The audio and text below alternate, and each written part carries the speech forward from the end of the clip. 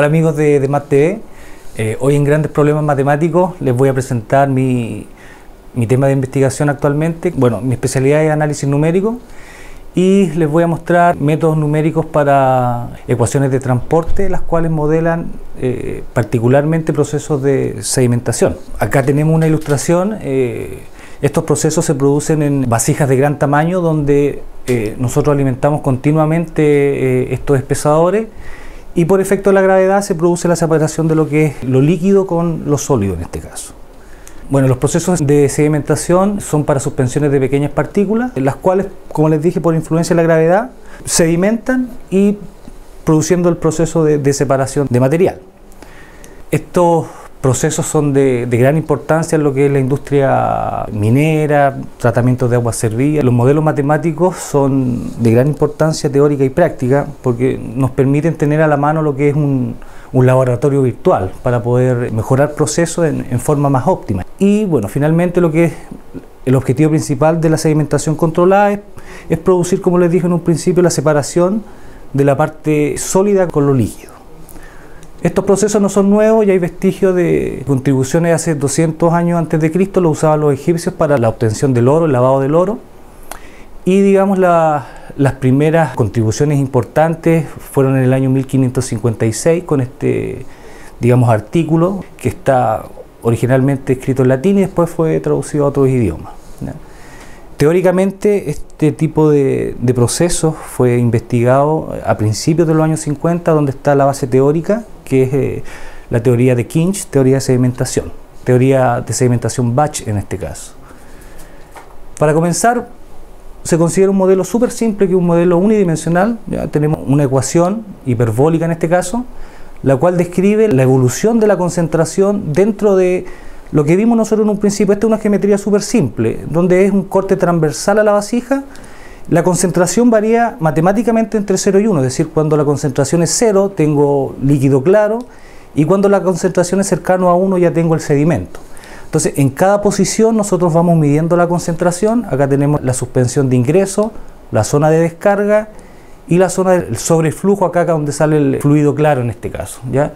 Tenemos la evolución de concentración, como les dije, y tenemos la respectiva función de flujo que me describe todo lo que es el comportamiento de la suspensión dentro de este dominio geométrico que tenemos. Estos modelos que fueron descritos en un principio por Kinch, unidimensional, no son suficientes para, digamos, modelar la realidad porque ocurren distintos fenómenos, por ejemplo, con respecto al campo de velocidades, qué es lo que sucede con la concentración en la frontera, qué es lo que sucede con distintas geometrías. Entonces es necesaria una modelación más completa, que en este caso una modelación, por ejemplo, bidimensional, donde nos basamos en un, digamos, en un ejemplo muy particular para comenzar con nuestra investigación. Si ustedes se fijan acá, tenemos la suspensión en dos tubos, uno vertical y uno con un ángulo inclinado.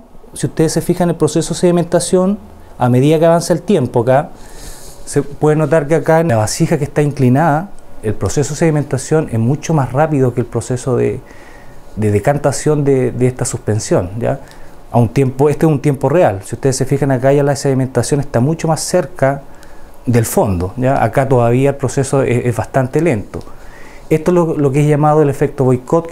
Ahora, la gracia es tratar de describir cómo es el efecto del campo de velocidad en esta pared donde se produce la aceleración del proceso, ¿ya? Hay un movimiento muy especial de la suspensión, ¿ya? Entonces necesitamos analizar el campo vectorial, ¿ya? Entonces, para esto necesitamos una modelación, como les dije, por lo menos bidimensional. ¿Qué es lo que consideramos ahora? Un modelo en dos dimensiones, ¿ya? Tenemos la misma ecuación hiperbólica para describir la concentración, pero ahora la acoplamos con las ecuaciones de Stokes para describir el movimiento de la mezcla, ¿ya? Esto me va a describir en este caso lo que es el campo vectorial de la mezcla. Y si se fijan, comenzamos trabajando nosotros, esta es la geometría matemática del problema, súper simple, es un canal inclinado con un cierto ángulo y acá, bueno, vamos a tener fluido claro, tenemos la suspensión y acá vamos a tener nosotros el sedimento. Ahora, bueno, esto se puede resolver con un esquema de volúmenes finitos, no tiene ninguna complicación. Si ustedes se fijan acá, hay una discontinuidad en esta zona, ¿ya? O una zona de altos gradientes, como se dice. Entonces, nosotros proponemos métodos numéricos que aceleren un esquema tradicional de volúmenes finitos. Es decir, por ser la función suave en esta zona, estoy redundando en los cálculos matemáticos, entonces pierdo mucho tiempo computacional y pierdo mucha memoria CPU. Entonces, lo que tratamos de hacer nosotros es enfocar el esfuerzo computacional en estas zonas de discontinuidad que se producen, ¿ya? En general, estos son los métodos de multiresolución. ¿En qué consisten? Por ejemplo, acá, a grosso modo, tenemos un dominio computacional donde discretizamos el problema. Todos esos cuadraditos son los llamados volúmenes finitos y nosotros a través de todas estas paredes calculamos los flujos. Entonces ahí se producen cálculos numéricos. Entonces, supongamos que acá en este sector, en esta curva roja que está acá, está la discontinuidad. Un esquema tradicional de volúmenes finitos debiese calcular los flujos en todas las paredes de estos volúmenes, pero como sabemos que la solución acá es suave o constante, estoy ocupando cálculos de más. Entonces, ¿qué es lo que hace multiresolución? Refina en la zona donde está la discontinuidad, ¿ya? Es decir, por ejemplo, aquí a grosso modo estoy utilizando 256 cuadrados acá y acá solamente utilizo 31 elementos, lo cual reduce bastante el tiempo de cálculo de un computador y su memoria CPU.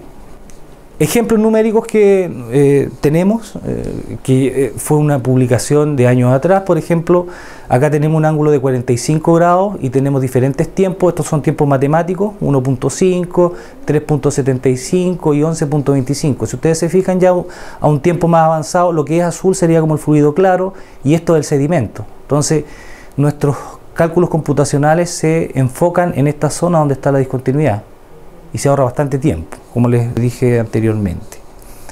¿Cuál es el fenómeno o el campo de vectores que ahora nosotros podemos describir? Este es el famoso efecto Boycott. Este es el movimiento que hace el fluido acá en esta pared superior, que me permite que el proceso se acelere naturalmente.